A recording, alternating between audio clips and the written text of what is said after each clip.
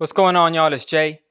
And I was, watching, now that, basketball's not on consistently, man. So we got to get by watching old games and watching media stuff. I was watching First Take a few mornings ago. And, the discussion was who are the most underrated duos in the league. So that kind of sparked me to think about, who are just the best duos in the league. This overrated, underrated thing. That's just some weird word to have weird opinions in different contexts. I just know who's better and who's not. So um, I decided to put a list together. Okay. And I have a couple of caveats for that list. All right. Number one, we use BPM. BPM is just an advanced number called box plus minus. It's pretty simple, man. It just estimates, a basketball player's contribution to the team when that player is on the court. Uses traditional box score numbers, and it's a rate stat, so it's not adjusted per minute. Truth be told, you can switch this with other numbers, and you might flip a few of these things around a little bit, but you're gonna get the same results for the most part. I also pick players that have at least a 2 box plus minus. So, there's nobody,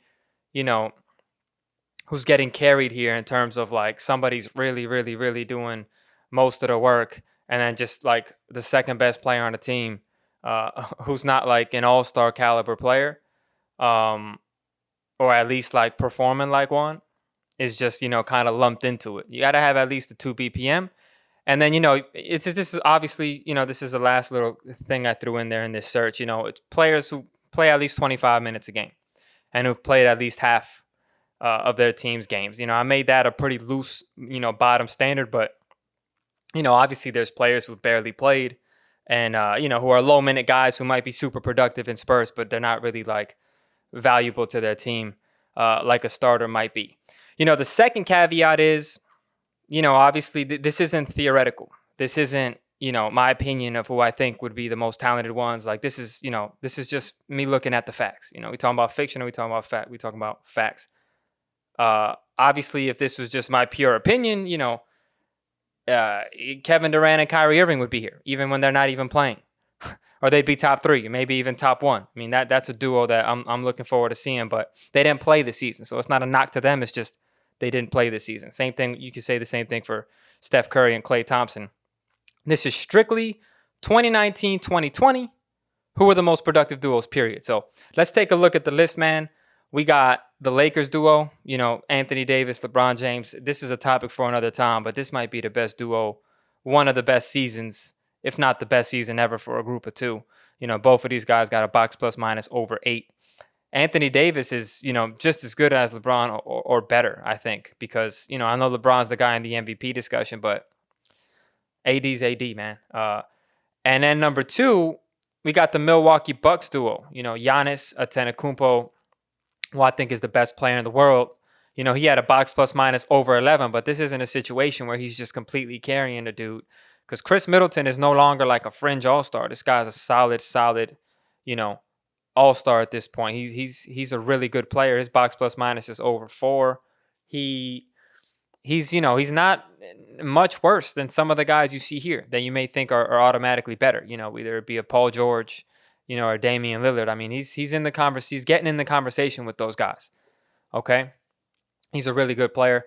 Number 3 here, we got the Clippers. Paul George has been a little in and out of the lineup. He hasn't been as good as he was last season in Oklahoma City, but they're still very formidable. Those are the top 3: Lakers, Bucks, Clippers. Then you see the Trailblazers, okay, who, Hassan Whiteside, this isn't a surprise to me. He fills up the box score, and we're looking at numbers. I mean, offensively, he's extremely efficient. He has real good touch at the rim. I mean, he's always going to be amongst the league leaders in rebounds, if not the league leader, and he blocks a ton of shots. So he's super productive, and Dame is just Dame. No words need to be said there. So they're great.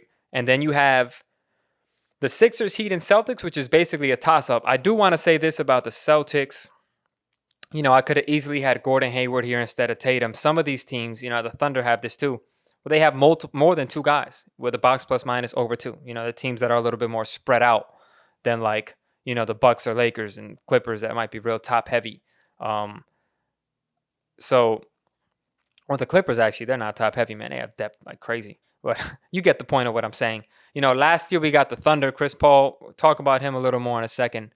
But they've been a surprise, and it's not a surprise that Chris Paul, the point guard, is still doing what he's doing. So those are just the numbers, man. There's not much to be said there. What there is to be said about is I think people are going to have questions about why certain players did not make this list. So let's just get to what we got to talk about. Houston. So where's Russell Westbrook and James Harden? This is, again, I'll say it again. This is not just a list where it's like, let's take a great player and whoever the second best player on that team is, boom, duo. No, it doesn't work like that to be like a super duo that we talk about the best duos. It has to be at least, a solid, really good all-star caliber player. And Russell Westbrook's just not that. He hasn't been, at least this season, in Houston. Now, maybe part of it was the adjustment early in the season. But, he's just not what he was in Oklahoma City. Obviously his MVP season, but even, a little bit before that, when he was a little bit, of a better three-point shooter. I mean, he just gave up on shooting threes now, on top of the fact that, he's not very efficient at all at it. He doesn't get to the free throw line like he used to. His box plus minus is 1.8, which is, the lowest it's been since, his second year in the league. So, it's not that Russ isn't useful, that he's not a good player. He was actually starting to pick it up as the season went on. I'm looking forward to him, next time he's on the floor, seeing how Houston continues to evolve in their offense, because he was doing better from the field. He's shooting a career high from the field, but, despite the lack of threes and getting at the free throw line as much, he was starting to show more production.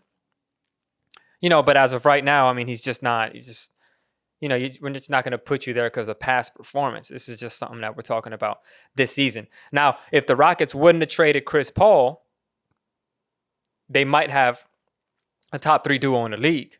That wasn't a good trade for Houston. That's just me sliding in a little bit of opinion, but it's based on fact. Chris Paul is a better player than Russell Westbrook, I think. And that wasn't a very good trade for the Rockets. So moving on here, man. Also, Dallas is another team like Houston with like a super duper star, right?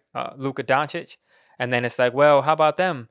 And it's like the same thing with Porzingis, man. He's not a great player. He's not a star player. He's not somebody who comprises a great duo. He's a good player. He's above average. And I think I like the unicorn skill set. I rock with it. I think he has potential. He's just not an efficient player.